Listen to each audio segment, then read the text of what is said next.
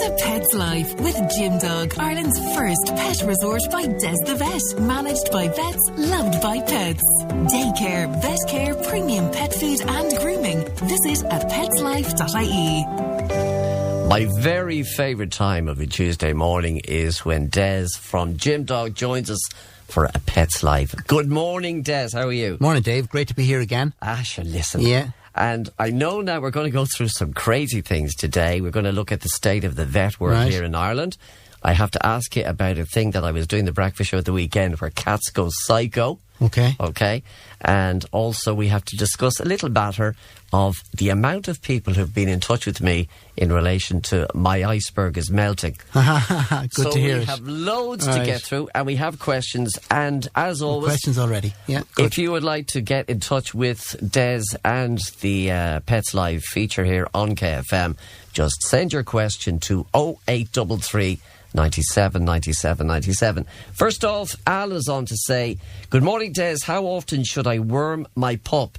She's 5 months now, miniature dachshund. Okay, miniature dachshund should be wormed once a month up to 6 months and then 4 times a year.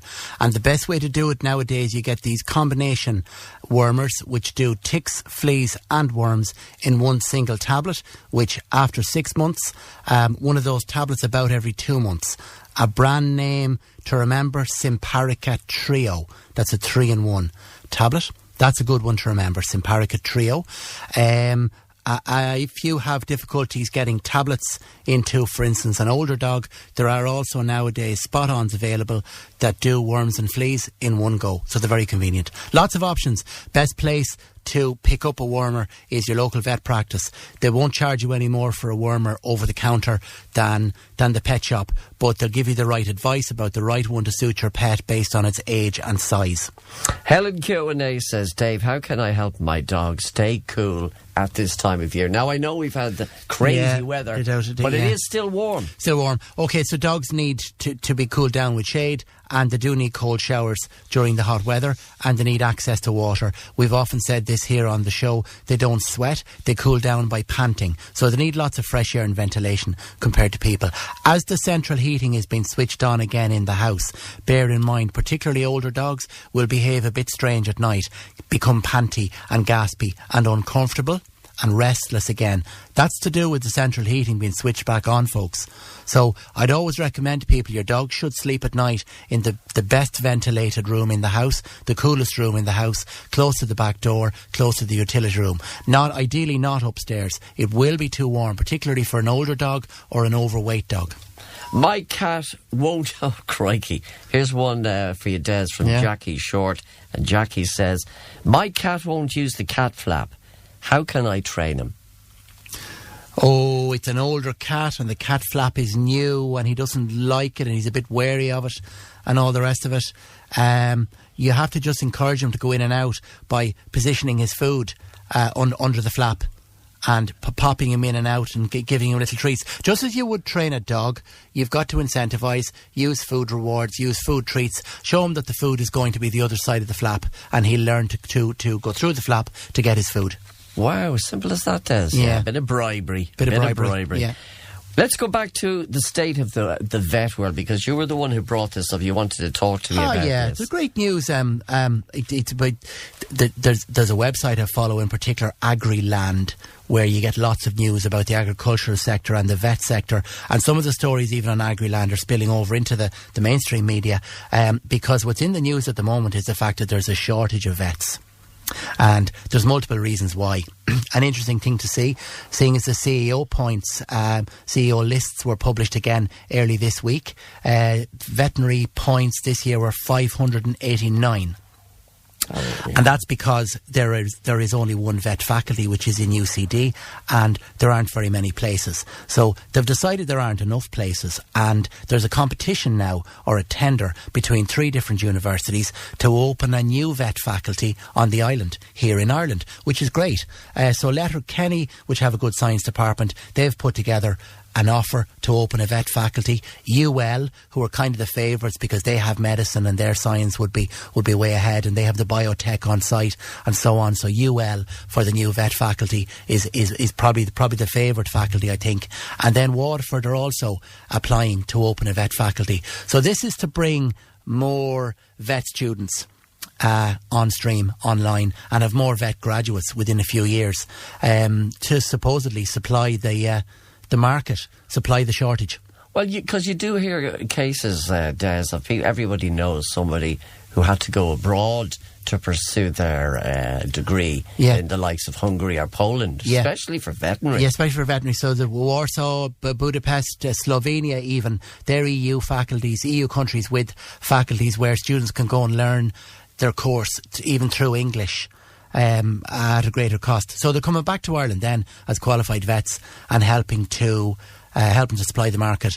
But of course their families and themselves, they feel a level of injustice that they have to go abroad, and why aren't there more places available to them here in Ireland? So hopefully anyway you'll see maybe UL get the nod there and have vet students, and within a few years have more vets to the market, because especially the rural market, at the rural side of Ireland, the agricultural sector, more vets are needed out there. Okay, so you reckon you answer my question, because I was going to say how soon do you think this will be, but you reckon a few years? Oh, I think they'll be taking students from September, October. Oh, super. Oh yeah, they'll be taking students within the next academic year. Yeah, for sure, yeah. Okay. Yeah. Now, currently UCD is the only university in Ireland where you can study veterinary, and they have 100 odd, however many places. But again, this is the question of probably, if I we'll say one of the legislators, one of the Oireachtas members in that committee who were quizzing them up about it and who were looking into this issue of why there's a shortage of vets and so on. A number of hard questions need to be asked of UCD, which is why they have to entice and take in and enrol dozens and dozens of foreign students from abroad every year. So they have a postgraduate programme where they take dozens of students from outside of Ireland, outside of the EU, mostly Americans, who it's cheaper for them to study veterinary in UCD if they don't get a place, or even compared to a place in the States. So there are dozens there are dozens of US citizens studying veterinary in UCD at the expense of our own Leaving Cert students who are studying hard and getting the points and can't get the places. How many vets would qualify per year, Des? I think it's 80 something qualify. Right. 80 something, and but however many of those, maybe 20 go back to the States. So there are only 50 to 60 available to the Irish market, and many of those will pursue further studies or go to the UK to learn, we say, a specialist discipline. They mightn't stay in Ireland. So there are probably less than 50 willing to work in the Irish sector each year, and there are hundreds of jobs available in the veterinary journals on the veterinary job sites. Well, that's all good news then, I think. Yeah, that's a good news. It'd be good for UL to have that those extra numbers. You see, times have changed, and the dropout rate, the retirement rate, is higher than it is amongst the vets that are out there in the workforce. Hence the need for more new ones to come on stream. Let's go back to some more questions, Des. What's this one? Bernie C. in Newbridge says, my dog eats grass. Is this bad for him, or does he need something? No, not bad for him. There are various myths. There's a type of a mythology about the dog eating grass. Characteristic. Dogs do eat grass, and the reason why is because they're not carnivores, right? They're omnivores, the same as you and I. So they need cellular matter. They need grass, and sometimes if they've got a little bit of heartburn, or their stomach is feeling a little bit empty, or their diet hasn't been particularly balanced, say there's too much meat in the diet, they'll get this type of an urge. Their digestive system tells them they need roughage, they need cellular matter, and they'll eat grass or they'll chew grass. So it's no harm, it's not a bad thing, and it doesn't indicate that there's any deficiency at all. Joe O'Rourke was on to us from Naas. Good morning to you, Joe. And he says, hi Dave and hi Des. Can I ask, I have a male cat at home, was in the house now, 2 kittens are around, and he's gone very quiet. Would this be because of the kittens? He probably doesn't like the kittens. I say you want to be careful. Maybe they're very young, I wonder. You want to be careful that he doesn't do them any harm. Oh. Does this listener say, is it a neutered pet house cat of his own? Doesn't say. Now, No. Joe, maybe you can come back. I know More he's typing information as we speak. But as regards cats, it's important to remember that they're largely solitary and they're creatures of habit. They don't really like change. It takes a cat a while to adapt to any change in their surroundings. So bringing in other cats or bringing in a dog is quite likely to upset and even stress out the cat that's there already. Now, there's a question that I'm just looking here from Sharon Gorman in Newbridge, and just to mention to you, the word poo crops up quite a bit. Oh, yeah. So here we go. Hi, my Jack Russell Crosshound all of a sudden has poos that are a white creamy colour the last few days. Her diet hasn't changed at all. She's fed nuts and 1 sachet of food in the morning, and at 4:30 she just gets a few nuts for her last feed. I bring her out at 12 for her final toilet before bed, and she goes no problem, but is now starting to poop in the house at night, which she wasn't doing before. Have you any idea what could be causing this? The change in colour? Okay, so change in colour is usually just caused by a change in diet. So there's a benign form of colour change in the stools like that, which will be just simply down to something else that the dog is eating. However, in an older dog where other habits have changed, the dog is a little bit out of sorts and her habits have changed. And the regularity of going to the toilet has changed and the colour has changed. So all of those are indicators that something might be amiss. So very often a white colour like that can suggest it can be a warning signal for a problem with the pancreas. Now, pancreas is an organ that produces the enzymes or the chemicals or the acids required for digestion. And you can get pancreatitis and you can get pancreatic inflammation and you can get pancreatic insufficiency or malfunction as dogs get older. So a change in stool colour like that can be a warning signal of something cropping up with the pancreas. So my advice would be that your dog should be blood tested just to rule that out and discuss maybe a need for a change in diet to adapt to what might be an indicator of an early warning signal of a pancreas problem. Now, we're going to have to move. I'm going to go quickly through a few questions, if I may, because these were sent in yesterday and today. My cat constantly scratches furniture. How can I stop this behaviour? So asks Sarah. Give your cat toys and fountains and different things to distract him. That's a play activity, so an indicator that there's boredom there, especially if it's a house cat. So house cats need lots of play, lots of stimulation. Maybe get a climbing frame for the cat, maybe get lots of toys like mice on strings and this kind of stuff. Another thing that's really good, really useful is the drinking water fountains that they can play with the water. They like those. So you have a boredom behaviour, and there are lots of tools and aids to assist with the boredom behaviour in the big pet shops, and even having a look online and Google cat toys. My puppy tried to chew her lead. How can I stop her? Kate Doyle Maynooth asks. Hey, take her for more walks. It's very simple as that. Right. Okay, Sharon has come back to Sharon Gorman in Newbridge. Thanks for that, Sharon. And this is the Jack Russell Cross now that you were talking about. She's 3 years of age. She's only 3. No, she's a little bit too young to have a pancreatic problem. No, unlikely. More than likely just something she's eating. Hopefully, fingers crossed, there's a benign, harmless enough reason for that. Now, what have we got? Sean Cullen says, Dave, how do I stop my dog jumping up at people when we are out?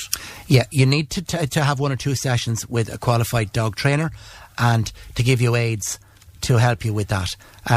You need to put corrective measures in place, namely make the dog get down, right back down again immediately, tone of voice change and so on, be firm. When you're educating or even speaking to, even trying to communicate with your dog, you do need to remember that they're only they're binary in the sense that they only understand 2 tones of voice. It's either good dog or bad dog. So you need a firmer tone of voice and you need a signal for the dog to get down, and that would be no, or whatever it is. Now, I mentioned to you we were doing stuff on the Breakfast Show last week at the weekend, and we came across a story how cats throw a hissy fit when they see their owners kissing. Seriously.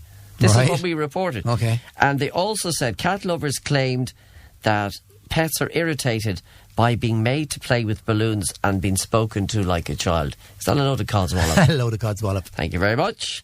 And I have one other job. Where is it now? Oh, yeah. My dog barks like mad when the doorbell goes. How can I stop this? put him into a crate or a quiet room.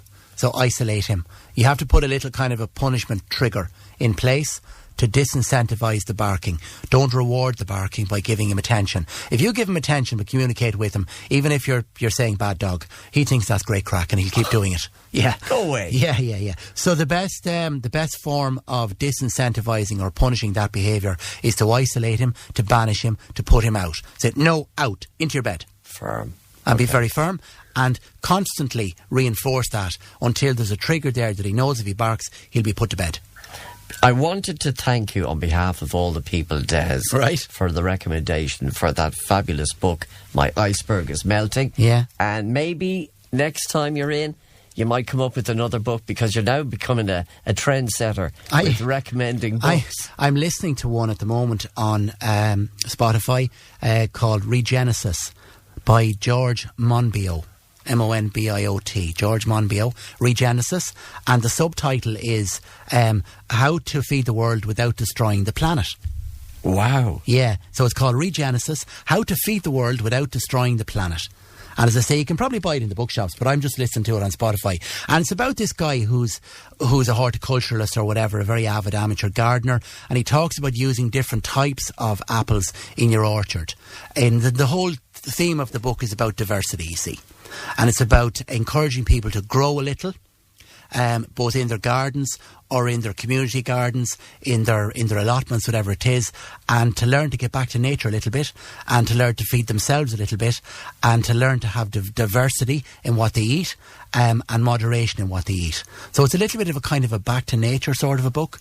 And he writes all about, he waxes lyrical all about the ants and the caterpillars and the bees and the birds and the roses and the flowers and the different apples in the orchard and all the rest of it. So George Monbiot, Regenesis. You are the best. Thank you so much, Des. And don't forget, for any further questions, do get in touch. You have a contact address for yourselves, you guys. Oh, petslife.ie. Des, happy Tuesday, my friend. It's a Pet's Life with Jim Dog, Ireland's first pet resort by Des the Vet, managed by vets, loved by pets. Daycare, vet care, premium pet food and grooming. Visit at petslife.ie.